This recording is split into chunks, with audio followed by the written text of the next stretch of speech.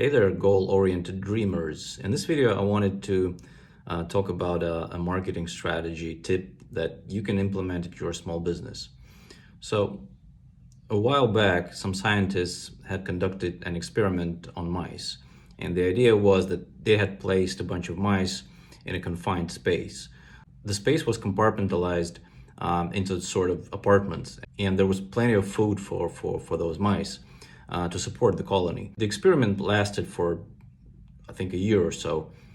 But what happened initially, at the initial stages of the experiment, was that mice started to form hierarchies. And those hierarchies were based on the size of the mice. So imagine this.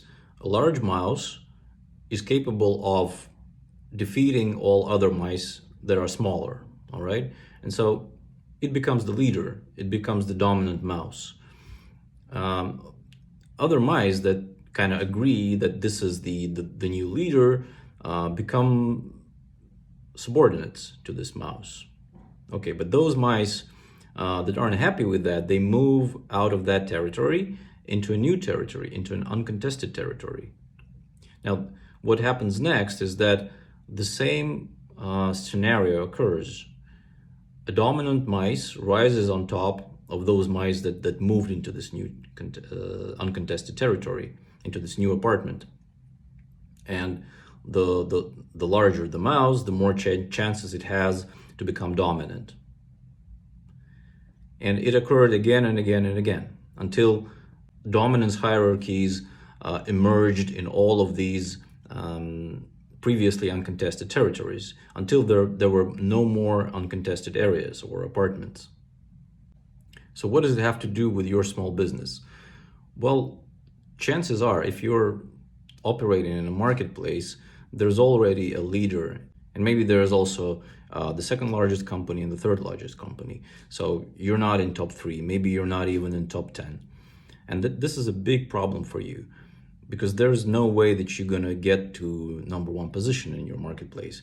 And the reason is that those companies that are leaders, they're going to do anything and everything possible in order to prevent you from taking hold in the marketplace.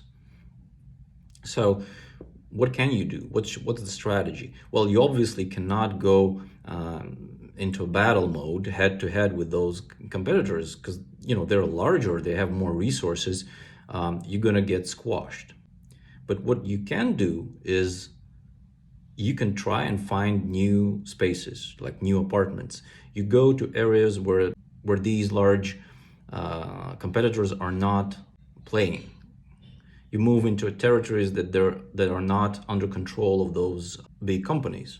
The bad thing is that sometimes you are not able to change your physical location, right? Let's say you run your small business in a certain area, in a city, and there is no way for you to move to another city for one reason or another. So the prospect of changing your location is out of question for you. But the good thing is that you don't necessarily have to change your physical location. What you can do is you can position yourself differently in the minds of the clients. I'll give you an example. Let's say Coca-Cola, it's the real thing, right? The company is 100 years old?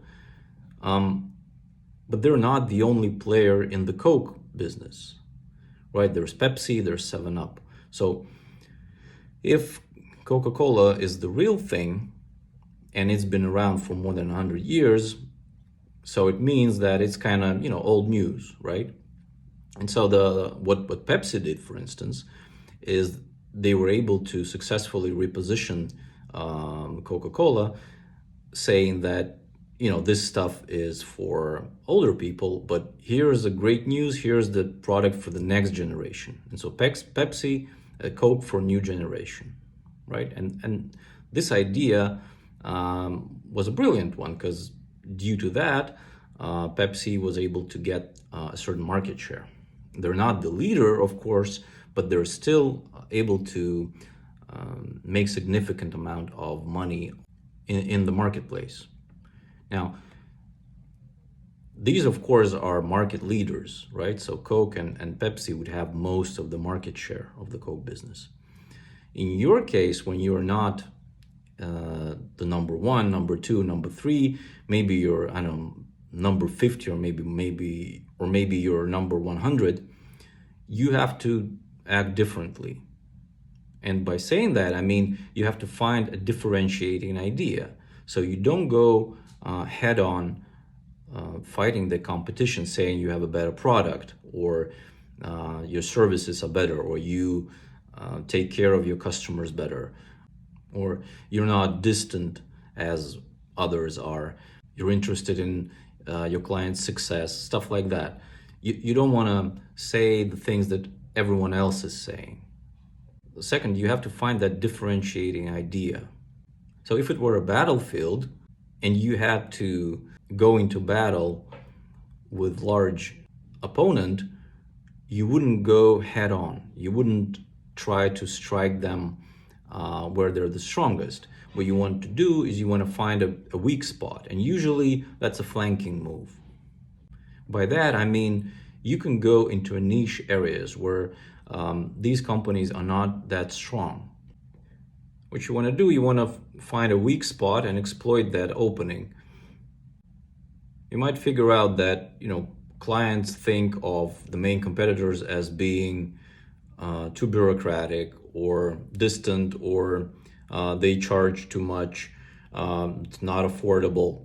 There are many things that you might find with clients having a certain perception of your main competitors, and what your objective would be to find an opposite that would play well with what you do, with what you're strong at, and exploit that. So just to recap, if you're not the largest company, you still have a chance to become quite a successful company by moving into uncontested areas. If you can't do that physically, you can still find a way to differentiate yourself from other competitors by either repositioning them or finding a differentiating idea that would help you stand out. If you want to have that rewarding feeling of being sure that you're moving in the right direction and doing something meaningful to occupy a better position in the marketplace, if you want to start charging more for your services, if you want to make your competition irrelevant, then I suggest you talk to me and we'll figure out how to craft your big marketing strategy for your small business. Thank you for watching this video. Subscribe. This way I know this is valuable to you. I will produce more videos like this. Do leave a comment, ask your questions. I'd be happy to provide any additional information. And so thanks again. See you in the next video. Bye.